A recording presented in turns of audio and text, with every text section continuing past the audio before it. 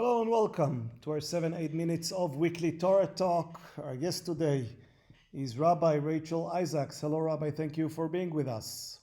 Hi. Our topic for today is the holiday of Shavuot, and this holiday is highly identified with the book of Ruth. So I choose to begin our conversation by reading the first verse, the first pasuk from the book of Ruth. ויהי בימי שפוט השופטים, ויהי רעב בארץ, וילך איש מבית לחם יהודה לגור בשדה מואב, הוא ואשתו ושני בניו. In the days when the chieftains ruled, there was a famine in the land, and a man of Bethlehem in Judah, with his wife and 2 sons, went to reside in the country of Moab. So, Rabbi, I should say that you are the spiritual leader of the Beit Israel congregation, and also the inaugural holder of the Dorothy Bibi Levin Altfon Chair in Jewish Studies at Colby College. Correct. And now I'll ask you, the book of Ruth has all kinds of themes in it. It's about spring and about conversion and about good deeds and about marriage and ancestry and all kinds of things. And it is notably happening in the days of the harvest. So this connection between the harvest and Torah, because in Shavuot we celebrate the giving of the Torah. This is not a instinctive connection. What is the connection between the two? So, when our faith went from being primarily grounded in the land of Israel and with agricultural festivals, we're often taught, and it's true, that the rabbis overlaid these new theological themes as our faith became more diasporic and less connected to the land. So the usual response to these is that the rabbis needed to redefine an earth-based agricultural set of rituals and make them more about the territory of Torah as opposed to the territory of Eretz Israel. But I think that explanation leaves us wanting and is actually not the best explanation. And I'll say a little bit more about that, not only because I think Eretz Israel has always played a fundamental part in our faith and in our people, but also because I'm the spiritual leader of Beth Israel congregation, and I teach in Waterville, Maine.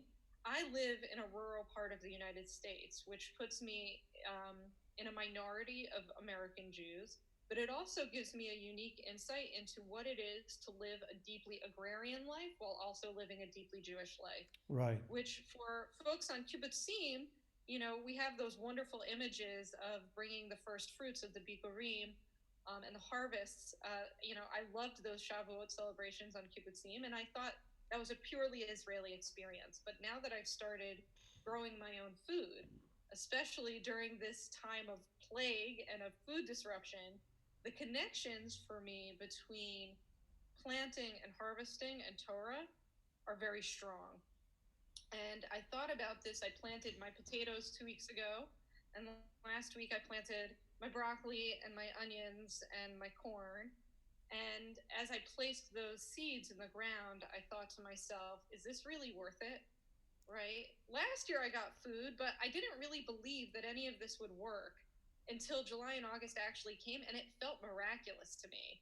I didn't believe it until I saw it, and yet it was faith that kept me coming day after day. My garden plot is big, but it's 15 minutes away from my house. I drive out there and I'm like, why am I watering this? Is it going to come up anyway?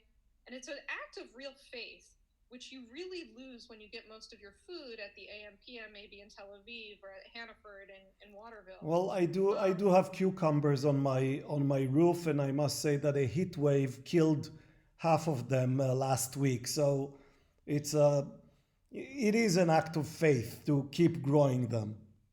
To keep growing them, and sometimes it doesn't work, right? And there's a strong connection between that and Torah, because sometimes, why do we keep up with these traditions again? Do they have any value? And for those of us who've been through things, especially American Jews, most of us, like myself, didn't get, the most intensive Jewish education as a child. And so as I'm breaking my teeth on Hebrew, in Ulpan after Ulpan, or as I'm learning Aramaic, or as I'm learning where each of the Nefarshim lived and their backgrounds. And it is a process of breaking your teeth. You wonder, do I really need to know this Shoresh? Do I really need to know what binyan it belongs to? Like, do I need to know all of this Aramaic in order to reap some spiritual reward? And ultimately, we know that I know it was worth it to put in that effort and to continue to put in that effort because I know what the payoff can be. But Torah and a relationship with Torah and Judaism requires a lot of tending and a lot of faith that keeping up with these rituals and this lifestyle of learning is actually going to provide you with sustenance. And actually, sometimes it doesn't. And you sort of need to keep on going back and keep on learning out of the hope that if you do it right and you keep at it, it's going to keep you alive, not just as an individual, but as a larger community. Well, So I think that element of faith and cultivation is important. I think you almost already answered my second question, which would be, this is a holiday, but studying Torah is such a burden. So how can we celebrate the burden of having to study? So I'm going to say it in two ways, and I'm going to come back to my potatoes because they seem to be this. I understand that between now and July, everything is about your potatoes. My congregation is done hearing about my potatoes. Every servant comes back to them. But the truth of it, when I'm driving out to take care of them, I'm like, ugh, why did I plant these things? I could have just bought them. Well, when I'm actually out there and I'm weeding and my hands are dirty, it brings me a sense of joy and well-being. And I think Torah study is the same way, that when we're rushing around, especially in the modern world, like, do I really want to take the time to go to shul? Do I really want to take the time to sit down and do chavruta? I could be doing my email. I could be doing Netflix. I could be doing these things that bring me this instantaneous pleasure. But then when I actually sit down and get started, the process actually brings a sense of joy and comfort and groundedness in the world. So I think studying Torah feels like a burden in the abstract, but when you get started, especially in the process of chavruta, it doesn't feel like a burden. It feels like an anchor that we need, especially in an increasingly rootless and chaotic modern world. And the one other thing that I'd say about this, and I think it's really important as a Jewish community that we focus on this, in the modern Jewish world, especially in America, and as a conservative rabbi, I feel this tension often, that halakha, that Jewish law, is seen exclusively as this outdated set of burdens. And it feels that way to contemporary American Jews, in large part because we're American. And you can see this right now in this moment, which is that there's an American understanding of freedom that's about license, that's about doing what you want to do when you want to do it, which is very different than the Torah's conception or a halachic conception of freedom, which is having the skills and the ability and the habits to control your own impulses enough so that you can be truly free to make right and holy decisions. A lifestyle of halakha, of Torah, and of Torah study provides a more profound form of freedom than the license to do what we want to do when we want to do it. Because your options are really limited when you don't have the skills and the knowledge to make really informed and wise choices. So there might be an initial sense of burden and confinement that leads to a greater sense of freedom. Last question. We mentioned this. It's not a tension, but it's a connection between harvest and Torah. But maybe there is a tension there, and in which harvest symbolizes our connection to a land and our being a people, and Torah symbolizing our faith, our religion. And there is this ongoing debate or tension or whatever between on the question of whether the Jewish people or whether the Jews are a people or adherents to the same religion. So what are we? I think we're an amalgamation of all of these things. What I love about Jewish civilization is that there are many entryways to connection, right? And we can see this in the diversity of the Jewish people today, that I see this with a lot of younger American Jews, that they feel much more called to the abstract territory of the Jewish library. And there are other Jews that feel much more connected to the concrete land of Israel that you can feel with your hands. it's not always gendered, but I've also seen a sort of gender divide among that as well.